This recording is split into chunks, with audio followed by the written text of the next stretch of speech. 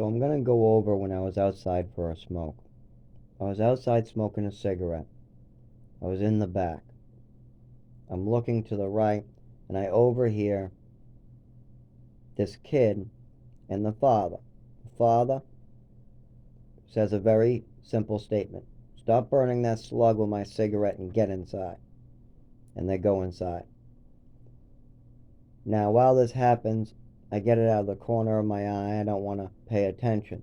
And it's not, even if the kid was by himself, I have no right to go over there and tell the kid to do anything. Not with who I live with, not with my past, not with the people in my family, the way they treat it. No, I have no right to go over there and tell him how to raise his kid. It's just no way. What was done to me was wrong, so I would not be the first person that would be okay to say that. Plus, this person has already got mad at the person I take care of. So it might start a fight just going over there. He doesn't like the person I live with, so he obviously isn't going to like me, so I should stay away. So that's what I always do. But it brought back a lot of memories for me because this little kid is burning a slug. His father brings him in. Now, this kid, I don't know his situation. All I know is he's hyper and capable. I know his mother works very hard and has a second kid that's younger that she has to take care of. Oh, sorry, an older sister that she has to take care of. And now, on top of all that, I see the boyfriend come out all tweaky. Sometimes when we drive by the car or when I'm taking a taxi, that's when I'm in the car, is in the taxi. I can see him out there, and he doesn't look good at all. Looks like a stimulant for years. Looks like maybe he spent years on stimulants as well as he is now. Because sometime at night, I go out, he totally can't even breathe. He looks like he's just totally tweaked out. And this is somebody who's raising a child. Now, I can't vouch for that. I can just report what I see and what I know. But there's nothing that they can do about that until somebody in that household speaks up. When the mother speaks up, then something can be done to help the family. But the problem with that is maybe it ends up like my situation. Right now, the kid has two parents, a home, a family, and an education. He's going to school. He has an education then. He has parents. He has brothers, sisters. He has other people in the families, I bet, like grandmothers and aunts. I've seen people pick them up. Cars go by there and picking them up, so they must have some type of family. Now, none of this is any of my business.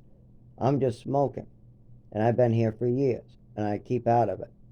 But there are other people that I have been friends with for neighbors, and that we have done favors for. And they've said stuff that I'm not bringing up on this recording either. But knowing all that, I still say that this child might do better than what could happen and did happen to me. It could happen to him. It did happen to me. When these programs, I was given double doses of medication twice in my life, once in a treatment center, once in an orphanage.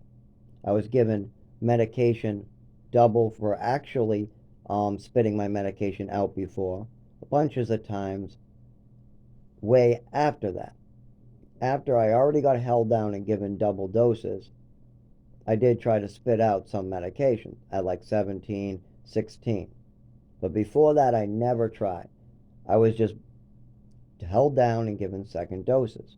That will happen to other children who go through this. It happens.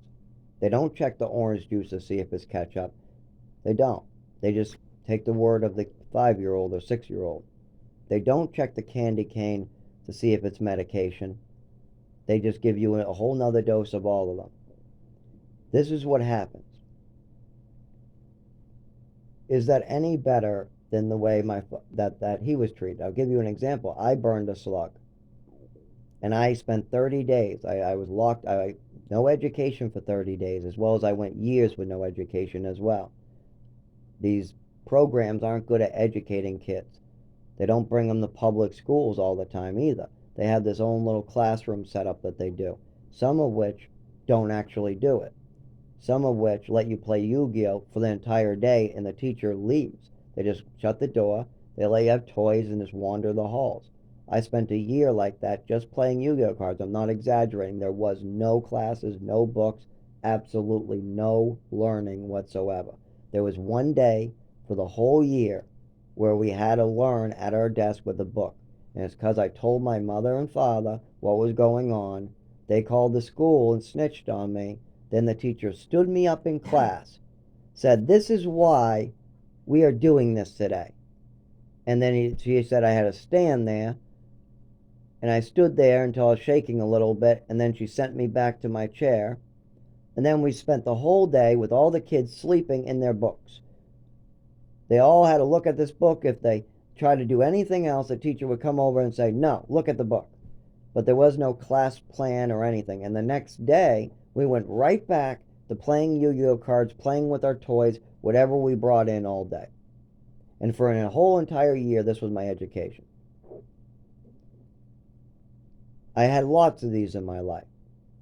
That was my real problem.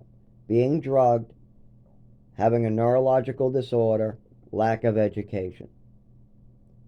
And so I don't know if this kid would do any better if they said, "Oh, well, he's burning slugs, oh, something must be going wrong," and they took this kid away from their family. Probably end very badly for him. Just like it ended very badly for me. My mother would have done much better if she had a second half and money. That's what these people need. If they don't have it, then yes, you can't raise your child.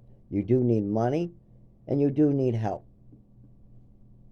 But what happened to me is not much better.